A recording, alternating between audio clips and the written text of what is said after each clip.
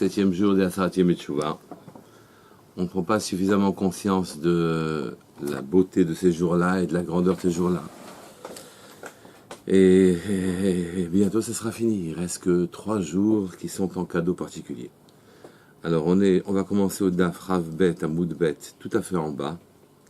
Hanoset Amidras, Noset Atrouma, Aval Lo et Kodesh. Celui qui porterait une chaussure qui serait susceptible d'être Toumat Midras, oui, c'est-à-dire une chaussure portée par un Zav, elle-même devient Tmea, elle devient impure, du seul fait qu'elle ait été piétinée, sur lequel le Zav s'est appuyé. D'accord? Donc, Hanoset Amidras, on lui permettra de porter de la Trouma, un tonneau de Trouma par exemple, il pourra la porter. Avalo et à Kodesh, il ne pourra pas porter un tonneau de Kodesh. Donc cette différence était à souligner dans la Mishnah, a été soulignée dans la Mishnah. La Gemara pose la question Kodesh Maïtama. Pour quelle raison ne porterions-nous pas avec une chaussure qui est devenue Tamé Midras, qui donc a été piétinée par un Zav, oui. Pour quelle raison ne porterions-nous pas du Kodesh, Kodesh Maïtama? Alors la Gemara répond Mishum, mais assez Shaya, à cause d'une histoire qui a eu lieu, d'Amar Rav Yehuda Amar Shmuel, car Rav Yehuda, nom de Shmuel, a ramené une histoire, oui, Echad Shehaya Ma'avir Chabit Shel Yayin Kodesh, quelqu'un qui portait un tonneau de vin Kodesh, Mimakom le Makom, d'un endroit à un autre, et le vin était Kodesh, hein, d'accord? Au niveau des Taharot, la plus basse, c'est quasiment Choulin. Ensuite, c'est de manger Choulin Betahara. Ensuite, c'est la Trouma. Ensuite, c'est le Kodesh. Ensuite, c'est la Paradouma. D'accord? Donc ici, il y a une Kodesh Bemakom le Makom. Venif Seka Retsua Shel Sandalo. Et c'est cassé la lanière de sa sandale. Untala, et il l'a porté, Enicha al Pia Chabit. Il l'a mise sur le sommet du Chabit. Oui. Venafla le avir chabit, et elle est tombée dans l'espace du chabit sans même toucher le vin d'ailleurs. Hein. Venitmet, elle a rendu tmea, elle a rendu tamé le vin du tonneau. Beota sha'amru, quand ils ont vu ça les chachamim, ils ont dit Hanose et midras, celui qui porterait une sandale, une chaussure qui a été portée par un zav, Nose et atrouma, on lui permet de porter la trouma, avalo et kodesh, mais on ne lui permettrait pas de porter le Kodesh. N'oubliez pas que c'est des Takana Trabanan. Évidemment que ça n'a pas touché le vin, etc. Et ça une fois rendu tamé du Kodesh, et ça l'a fait une fois, ça aurait pu ne pas le faire les autres fois.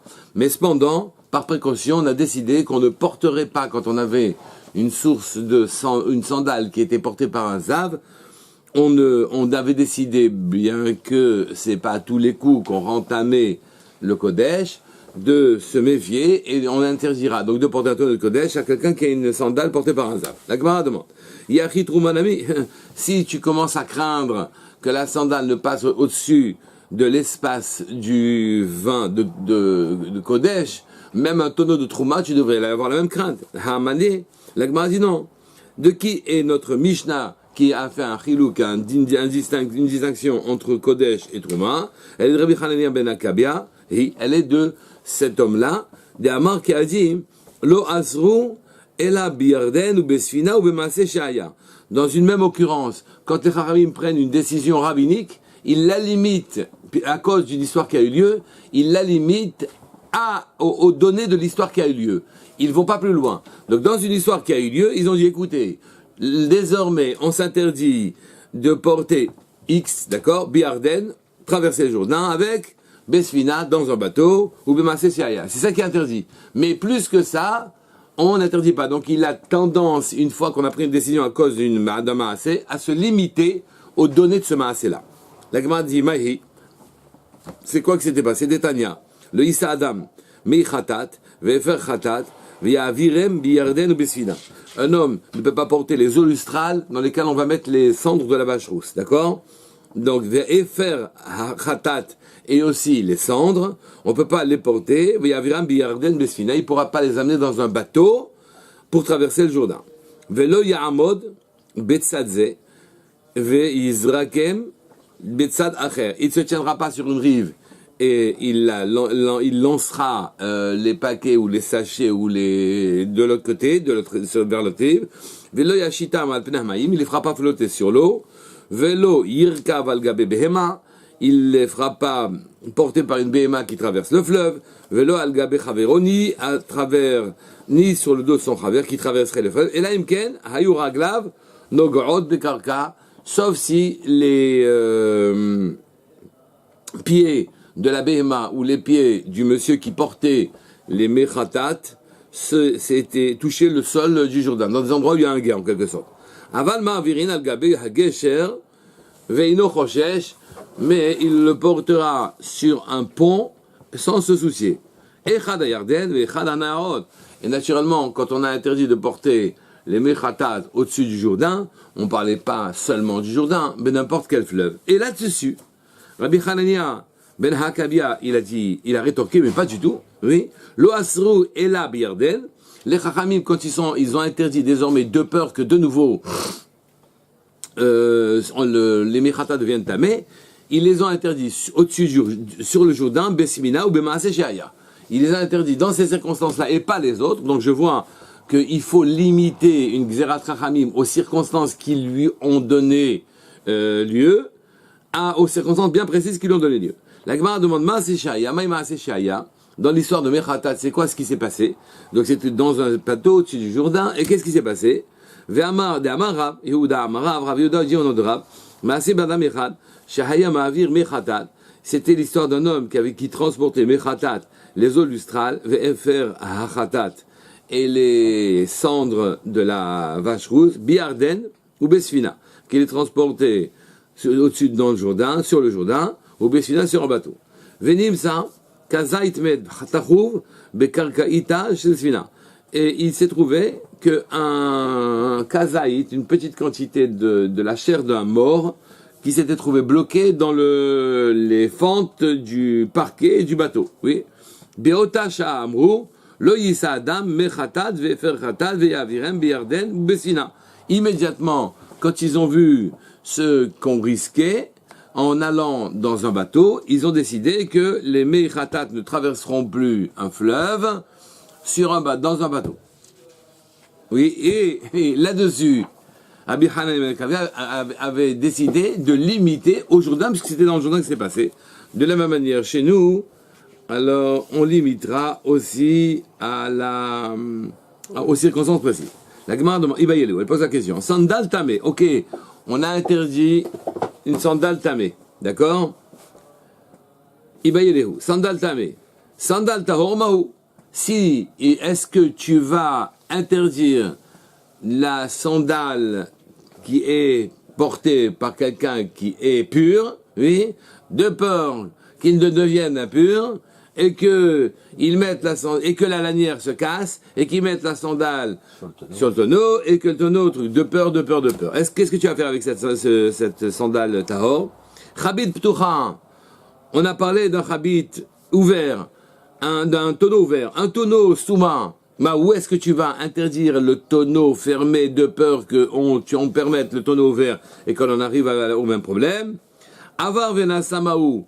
Et si il a transgressé et il a mis la sandale sur le tonneau, d'accord?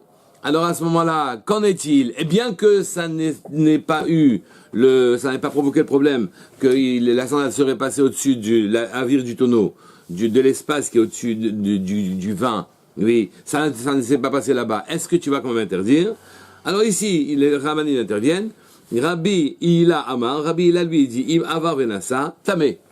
Il est d'avis que même si ça n'est pas devenu tamé en passant au-dessus de l'espace du vin, c'est tamé. Quand même, a posteriori, des Rabbanan. D'accord? Rav Zira Amar, Avar Venasa. Si jamais il a transgressé la décision rabbinique, et qu'il l'a fait sans pour autant que ça devienne tamé, alors il dit que c'est tao. D'accord? Point. La Gemara continue. Et elle demande, Kelim, d'après la 6e règle de la Mishnah, Kelim hanigmarim betahara les récipients dont la pureté a été préservée jusqu'au dernier stade de fabrication. D'accord? Kelim, Hanig, Madrim et Tahara. Malgré tout, on doit les tremper dans un mikvé avant d'être utilisés pour les kodashim. D'accord? Mais si c'était pour la trouma, dans la Mishnah, on n'aurait pas besoin de tremper les kelim. C'est ce que la Mishnah avait dit ça. C'est des kelim neufs. Des kelim neufs, évidemment, oui. Alors, kelim hanigmarim, nigmarim, ça veut dire qu'ils ont dans le dernier stade de fabrication. Donc, on parle de kelim neufs, d'accord? Betahara, oui. Des gamrinehu man. On demande, mais qui est-ce qui les a finis, ce keli en question? Il est mad, des gamrinehu chaver. Disons que c'est un talmid chacham, quelqu'un qui connaît, un expert, qui a terminé le kelim. Lama lehu dvila. Pourquoi veux-tu leur provoquer une dvila? C'est un juif qui l'a fait. Et il a respecté naturellement toutes les règles qui feront que c'est tahor, d'accord? Et là, des gamrinehu amaretz. Donc on va dire qu'on est en train de parler d'un keli qui a été terminé par un amaretz. Et donc il n'a pas su se garder de la touma. La Gemara répond là-dessus, oui. Nigmarim betahara karelehu. Est-ce que ça rentre dans l'énoncé de la question qui dit kelim chez nigmaru betahara? Ils ont été terminés en pleine tahara. Si c'est un amaretz, ça peut pas être terminé en pleine tahara. Alors donc, qui a terminé ce keli? Amar Rabba Barshila, Amar Rav maintenant, Amar Shmuel. On a ramené au nom de tous ces chachamim Léolam de Gamrineu Chaver. Disons que c'est un expert et un Talmid Chacham qui a fait terminer le keli en question. Ubishum Tsinura des Amaretz. Oui, et à cause du postillon qu'aurait projeté sur ce keli, même si c'est un Talmid Chacham qui l'a fini, le keli en question, avant, naturellement, c'est pas un keli, il n'est pas sensible à la touma, mais même le ketchup qui fasse le Talmid Chacham, quand un amaretz postillonne sur le keli en question. La Gemara a dit, Dinpal emat, quand est-ce que le postillon est tombé sur le keli? Il est ma mikme des ligmere. Si le postillon était tombé sur le keli avant que ce soit encore un keli, donc il n'est pas apte à recevoir de la touma, malgré le postillon, ha, lav manahu, ce n'est pas encore un objet, et donc il ne reçoit pas la touma. Et là, batar de gmere, tu vas dire quoi? Le postillon est tombé après que le keli était terminé. On a dit, misaher zehir berou. Si c'est un chaver qui a terminé le keli, évidemment qu'il fera attention après, une fois que c'est devenu, tant que c'est pas un keli, il fait pas attention, parce que de toute façon, ça ne peut pas recevoir de la touma. Ce n'est que quand c'est un keli qui fait attention. Et donc là, il aura fait attention. Donc quand est-ce que tu vas parler de tremper dans un mikvé un keli qui a été dont la tahara a été surveillée et qui a été fait par un chaver jusqu'au dernier stade de fabrication? Ça n'arrive jamais. On dit non. Léolam. Mikmé des Gemare. Oui, des Gemare. Ah, et le postillon est tombé dans le keli, sur le keli, fabriqué, pas fini par un chaver, avant que le keli ne soit fini. Vedilma, be'idna de Gamre, adayin lachahi, et le postillon était encore humide. Et donc, une fois que le keli a été terminé, alors qu'à l'époque, avant que le keli soit terminé, le chaver ne fait pas attention à la touma du keli, puisqu'il n'est pas apte à la touma. Mais maintenant, le postillon est encore humide. Quand le keli a été terminé, alors il reçoit la touma à cause du postillon resté encore humide. Si c'était séché, naturellement, il n'y aurait pas eu de problème. Et donc, c'est ça qu'on parle, c'est ça le keli que tu dois tremper dans le mikvé pour le kodesh, mais tu n'aurais pas besoin de tremper. À cause de ça, tu devrais tremper dans un mikvé pour le kodesh, mais tu n'aurais pas à le tremper pour la touma.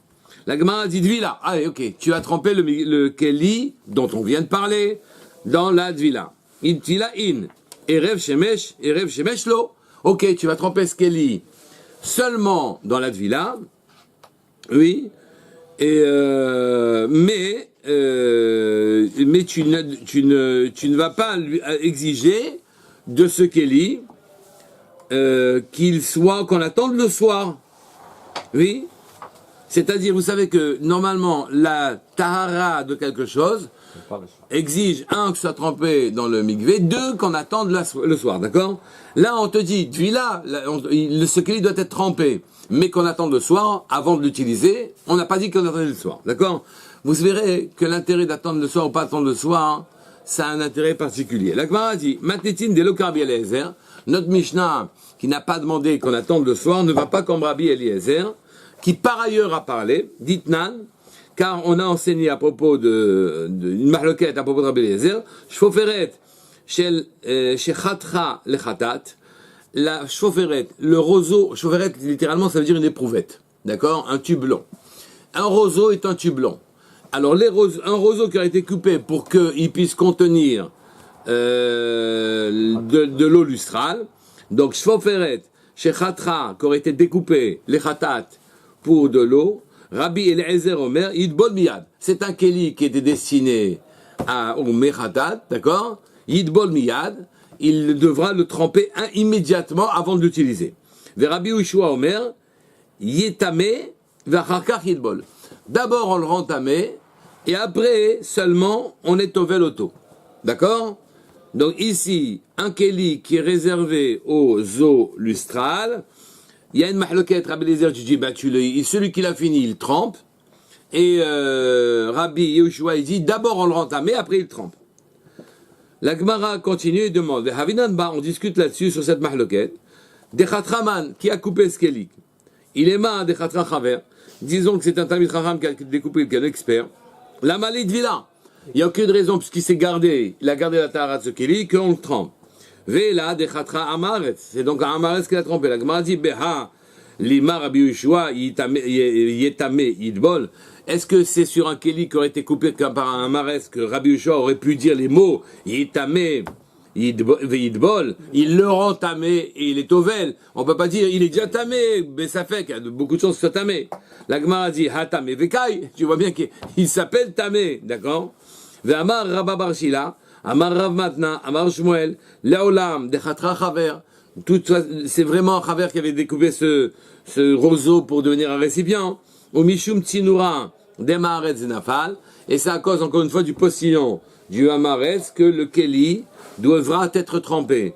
Et Mat, quand est-ce que le postillon est tombé sur le Keli? Il est ma Mikme de l'Echatre, avant que le Keli n'ait été coupé du roseau. Ah, lavmanahu, ça n'a aucune importance qu'un postillon tombe dessus, puisque ce n'est pas encore un keli, il ne reçoit pas la touma. Ve'ele, batar de chatra. D'accord? Finalement, donc, il faudra dire que ça a été coupé après que ça a été, excusez-moi, que le postillon est venu après que ça a été coupé.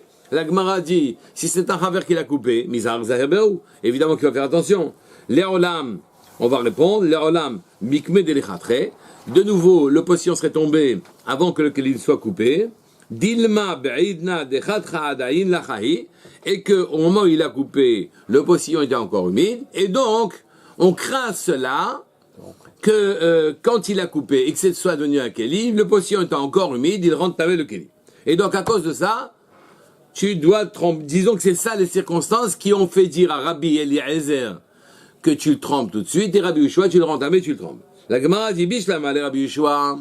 Ça va bien pour Rabbi Yehoshua Hayinu Deika Hekera les Tzdukim, qui dira que on a bien fait un distinguo avec les Tzdukim. Les Tzdukim s'opposent aux Chachamim dans un cas d'un Kohen. Ici pas dans un cas d'un Keli, mais dans un cas d'un Kohen.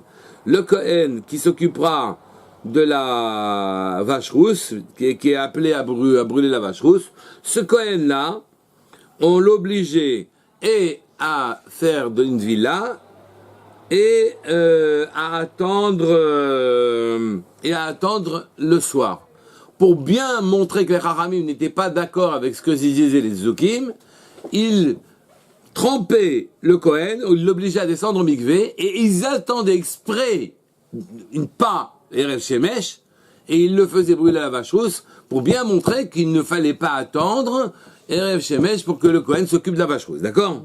Donc c'est ça qu'ils ont fait. Ditnan, Metameim Hayu Heta Kohen, il rendait tamé le Kohen qui devait s'occuper de la vache rousse, il le rendait impur, Hasoref et Apara, celui qui brûlait la para, Leotzi Biliban Shel Tzedukim, de façon à faire sortir du cœur des Tzedukim l'idée fausse qu'elles avaient qu'il fallait attendre Erev Shemesh, et tout de suite après, il n'attendait pas Erev Shemesh.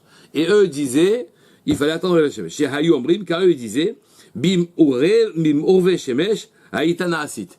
La vache rousse, elle était faite le soir, après que le Shemesh, le soleil se soit couché, c'est que là qu'on pouvait s'occuper de la vache rousse. D'accord? Nous, on faisait exprès, on rendait Tamel Kohen, on le faisait descendre au mikvé en plein jour, bien avant le coucher du soleil, il s'occupait de la vache rousse. Alors ici, ça va bien pour Rabbi Yehoshua, qui n'exigeait pas du tout ce qu'il a dit, Rabbi Yehoshua a dit, il rend tabé le Kéli, et sans Erev Shemesh, il met la vache rousse, les cendres, ou bien les os de la vache rousse dedans. Ça va bien, ça continue de faire un heker, un distinguo avec les tzedukim. Et là, ça c'est Rabbi Yehoshua. Et là, les Rabbi Eliezer, dit la Gemara, Yamarta, tu ne pourras pas faire de heker, Rabbi Eliezer, tremper directement le Kéli, sans le rendre impur, oui, pour ensuite sortir et l'utiliser. Donc, il ne manifestait pas très clairement qu'il était contre les Tzedukim. Et là, les Rabbi Eliezer, c'est-à-dire en comparant le Kéli et le Kohen, oui, j'ai essayé d'établir une comparaison. Le Kéli subissait le même sort que le Kohen. Le Kohen, qui allait s'occuper de la vache rousse, on le rendait tamé, 1. Et deuxièmement, il descendait le mikvé, 2. Et on n'attendait pas le soir, 3, pour bien montrer que c'était pas comme les Tzedukim. Le Kéli, on le rend tamé, on le descend au mikvé, et on n'entend pas le soir. Donc ici, j'ai appuyé la même idée, qui contredit les Tzedukim. Mais Rabbi Eliezer, il n'a aucun signe qu'il est contre les Tzedukim dans sa manière de tremper le Kélim sans le rendre tamé au préalable. D'accord? Alors, et là, les Rabbi Eliezer, il récite, tu dirais, si tu disais, pour tous les Kélim, il exigerait, Rabbi Eliezer, contrairement à la Mishnah, que l'on attende Erev Shemesh après la Tvila. Alors à ce moment-là, en n'attendant pas pour ce Kéli qui est destiné à recevoir les eaux lustrales de la vache rousse, ou bien les cendres, si vous voulez, de la vache rousse, si pour ce Kéli-là, seulement il n'attendait pas le Erev Shemesh, que le soleil soit couché, alors il ferait un équerre suffisant, montrant que ici, tu n'attends pas. Et il soulignerait ici qu'on ne va pas comme les Tzedukim. Haïnu deika hekera les Tzedukim. Là, il y aurait un équerre pour les Tzedukim. Et là, Yamarta, be'alman wa be'anan Erev Shemesh. Si pour aucun des Kélim, oui, qui s'occupe de Kodesh, tu n'attendais pas le coucher de soleil, et qu'ici, pour la vache rouge, tu n'attends pas non plus le coucher de soleil, les Tzedukim diraient, c'est vrai qu'il n'attend pas Rabbi Eliezer le coucher de soleil, lui, il n'attend jamais le coucher de soleil pour rien du tout. D'accord? Et donc ici, il n'y aurait pas de heker pour montrer, il n'y aurait pas de signe pour montrer qu'on n'est pas d'accord avec les Tzedukim. Maï hekera les Tzedukimika. Quel signe qu'on est contre les Tzedukim il y aurait ici? Amara Avrav répond, Asawa, kitame sheret. Il faut savoir que d'après Rabbi Eliezer, il est très possible qu'il ait rendu le Kéli de la vache rousse. Donc dans la totalité des cas, un Kéli, je suis pas obligé d'attendre Erev Shemesh pour l'utiliser ensuite pour les Kodashim. Mais j'aurais peut-être eu besoin de ce Kéli qui servira, au Mechatat. Et j'aurais eu besoin pour ce Kéli-là d'attendre Erev Shemesh, et j'attends pas Erev Shemesh. Comme ça, tu aurais fait un Kéra pour les Tzedukim. Par exemple, si ce Kéli, tu le rendais Tameh Sheretz, comme s'il avait touché un Sheretz, un reptile mort, et que donc il avait pris ce Kéli-là, une Touma, et que cette Touma aurait évidemment exigé non seulement la Tvila, mais aussi qu'on attende le soir, et malgré qu'on ait dit que le Kéli avait le statut d'un Kéli, le Kéli qui prendrait les eaux lustrales, aurait le statut d'un Kéli qui aurait été touché par un Sheretz, vient Rabbi Eliezer et dit je le trempe et j'attends pas le soir. D'accord? Ici tu aurais un équerre, là tu as un équerre pour montrer que Rabbi Eliezer est contre les Tzedukim. La Gemara dit, ok, allez, d'accord, c'est vrai qu'ici il y aura un équerre, et là, mais attends, l'eau, tamé Adam, mais puisque le Kéli n'a été rendu tamé que par un Sheretz, puisque je lui donne à ce Kéli qui n'a jamais été touché par un Sheretz, le statut des Rabbanan d'un Kéli qui a été touché par un Sheretz, et que donc on aurait dû attendre Erev Shemesh, et qu'on n'a pas attendu Erev Shemesh, donc on a montré clairement qu'on était contre les Tzedukim. Mais il y a un autre problème, lequel? C'est que ce Kéli n'est pas capable de rendre tamé celui qui le tient.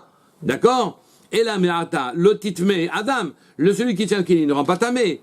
Et alama, et alors pourquoi Tania a-t-on nous enseigné Chotra ve madbila, le monsieur qui l'a coupé et qui trempe le keli, Taon villa lui-même a besoin d'une villa. Or, celui qui prendrait dans les mains un keli qui aurait été touché par un sheretz, évidemment que ce monsieur-là n'a pas besoin de villa. Or, le Kohen, il a besoin d'une villa. Donc, même si Rabbi Eliezer donnait à ce keli qui va servir à prendre les mélustrales, le statut d'un keli qui aurait été touché par un sheretz, ça n'expliquerait pas pourquoi dans les braïtot on demande que le Kohen lui-même fasse la villa. Car on ne peut être tamé que parce qu'on est touché par un homme ou par un keli qui aurait touché un cadavre. Or, ce keli n'ayant touché qu'un reptile, alors ne rend pas tamé l'homme qui le tient. Donc, ça n'expliquera pas la braïta qui dit que le Kohen Gadol, lui, tenant le keli, doit se tromper. Allah est là. Donc il dit que ça, c'est ça ton problème, aucun problème. Ah, ça wa ketamemet. Dit qu'on a fait le keli, qu'il est touché, comme si le keli n'avait pas été touché effectivement par un reptile, mais qu'il a été touché par un tamémet. Et donc cette fois-ci, le Kohen Gadol, c'est logique que la braïta exige de lui que lui aussi se trompe. Oui, la Gemara dit,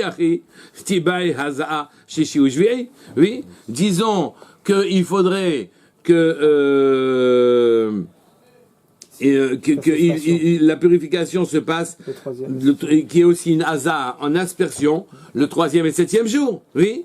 À la matania, or pourtant c'est enseigné dans une braïta, chodra ou madvila, taondvila, le Kohen qui a coupé la chaufferette, l'éprouvette dans les roseaux, il le coupe, il le trempe, et lui-même a besoin de se tremper dans le mikvé, mais il a besoin que de se tremper dans le mikvé. On n'a jamais dit qu'il avait besoin de se tremper dans le mikvé et qu'il doit s'asperger des gouttes d'eau lustrale avec la vache rousse le 3e et 7e jour. La Gemara répond, Haza, donc Dvilaïd, Haza, donc, tu n'expliqueras pas pour quelle raison il n'a fait que se tremper, même si tu lui donnes le statut d'un keli qui a été touché par un tamémet. La Gemara dit, oh, aucun problème. Et là, asaoua, ketamémet, beshvi'i shelo. On a, donnant ce statut-là à la chaufferette, trouvé toutes les occurrences qui permettent d'expliquer toute la Mishnah, donner un équerre contre les Zukim, et deuxièmement, expliquer pourquoi le monsieur ne fait que se tremper, le Kohen ne fait que se tremper, et il n'y a pas de hasard, 7e, 3e, 7e. La Gemara dit, oui, c'est beau, seulement il y a un petit problème, Hatanya, car on a enseigné dans une braïta, Ma'olam, lo, chitshu, davar, bepara.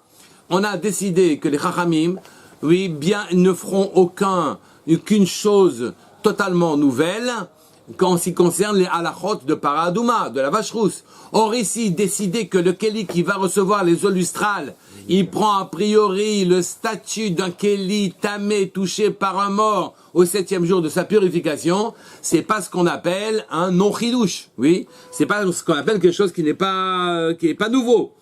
Amar Abaye répond. Ce qu'on t'a dit, oui, que dans cette braïta, qu'on ne devait rien amener de nouveau dans les halachot de Paradouma, ça parlait Amrou Bekordom Metame Moshav, d'une pioche sur laquelle un zav se serait assis. Et à la Kedetania, comme on l'a enseigné, Hayoshev ala Keli, Yachol Kapasea, celui qui s'assoit sur un instrument, un Keli, un récipient, Yachol Kapasea, il peut par exemple, tu aurais pu penser que quand il a retourné le seau avec lequel tu mesures une CA, V'yashev alei, qui se soit assis sur ce seau, Tarkav ou une demi-sa, V'yashev alea, il s'est assis sur le seau, Yehetame, t'aurais pu penser que le seau serait tamé, d'accord, l'instrument de mesure serait tamé, Talmud Lomar, Hayoshev ala keli, Asher yashav alei, alav, Yitme, seulement quand il s'assoit sur un récipient, une chose sur laquelle on s'assoit habituellement, ça devient tamé. Mais s'il a un geste incongru de s'asseoir sur une pioche, s'asseoir sur un seau qui ne sont pas des sièges, même s'il est tamé, le seau ne va pas devenir tamé. Donc ici, c'est comme ça qu'on voit la chose. Mi chez Meyuchad le yeshiva, seulement un keli qui est apte à s'asseoir dessus, celui-là deviendra tamé si le zav s'assoit dessus. Yatzazé, et sont exclus donc les pioches, sont exclus les seaux risés, chez Omrim Lo, qui provoque que celui qui a besoin du seau ou de la pioche dise aux Zav qui s'est assis dessus, oui, Amot, lève-toi, venase melartenu, que nous puissions faire notre travail. Donc, ici, on nous interdit d'avoir des chidushim qui sont pas dans la nature des choses, comme s'asseoir sur une pioche ou sur un seau, mais des chidushim qui sont dans la nature des choses, comme rendre tamé le keli qui contiendra les eaux lustrales à un certain stade, le rendre tamé à un certain stade, ça ne s'appelle pas un chidush suffisant pour qu'il ne soit pas employé, oui, par Rabbi Eliezer. D'accord, la Gemara continue. Ha-keli mitztaref ma sheptocho. Le keli réunit tout ce qui est à l'intérieur. Les kodesh, pour le kodesh. Et ici, pour le kodesh, naturellement, c'est une halakha de Raïta. Si tu touches une chose dans ce keli, tout ce qui est dans le keli, même s'il ne touche pas la chose en question, ça devient tamé. D'accord? Cette halakha-là est un deoraïta, semble-t-il. Aval l'eau, les traumas, pour le kodesh, quand on touche un aliment pour le Kodesh qui est contenu dans un Kéli, les autres aliments qui sont contenus dans ce Kéli, même s'ils touchent rien du tout, deviennent Tmeim, l'espace du Kéli les réunit, le Torah Kéli les réunit, mais cette halakha, que tout est réuni dans le Kéli et tout devient tamé, n'est valable que pour le Kodesh, mais pas pour la Trouma.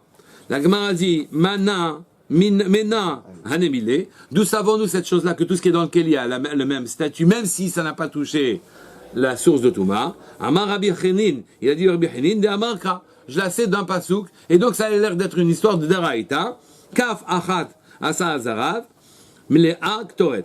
La cuillère, une cuillère, kaf achat, une cuillère, asa azarav, de 10 zehuvim, oui, mlea ktoret, c'est une valeur d'or, mlea ktoret, pleine de ktoret.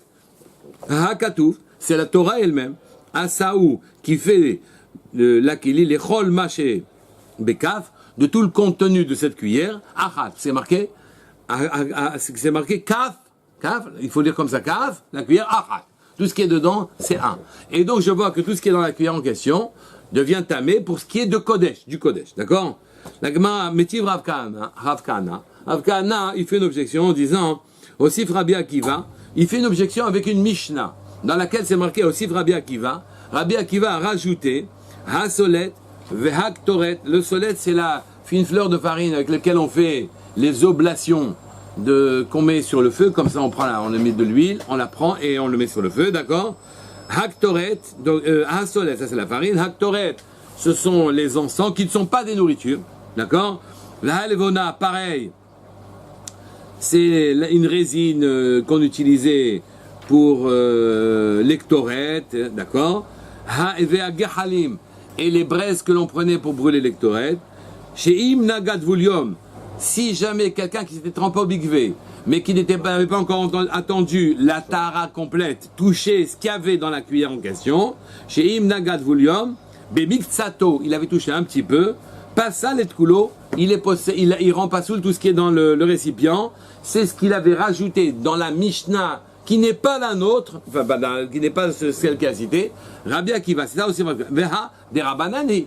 Évidemment que quand cette halakha, que le Toch, lui, réunit tout, ce n'est que des Rabbanan, ce n'est pas des Oraïta. C'est Rabbi Akiva, en tout cas, qui en a parlé. La Gemara dit, attends, c'est pas sûr.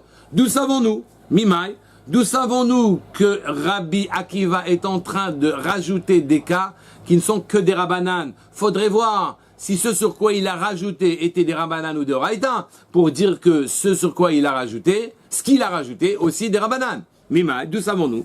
Midektane Recha, car dans cette Mishnah, là-bas, on a enseigné sur quoi Rabbi Akiva est intervenu. Heid Rabbi Shimon ben Batera, il a témoigné Rabbi Shimon ben Batera, al Efer Khatat, sur la cendre de la vache rousse, Shenaga betame bemiksato, qu'un tamé aurait touché un tout petit peu, Shetima et Kulo, que tout est tamé, Vekatane, Hosif Rabbi Akiva. Tu vois que là-bas, les cendres de la vache rousse ne sont que des Rabbanan, puisque, ne sont devenus Tmeaot que des Rabbanan, car là-bas, il était clair que les cendres, que la cuillère ne réunissait que du Kodesh. Des cendres de la vache rousse, le tort duquel il est réuni, que des Rabbanan.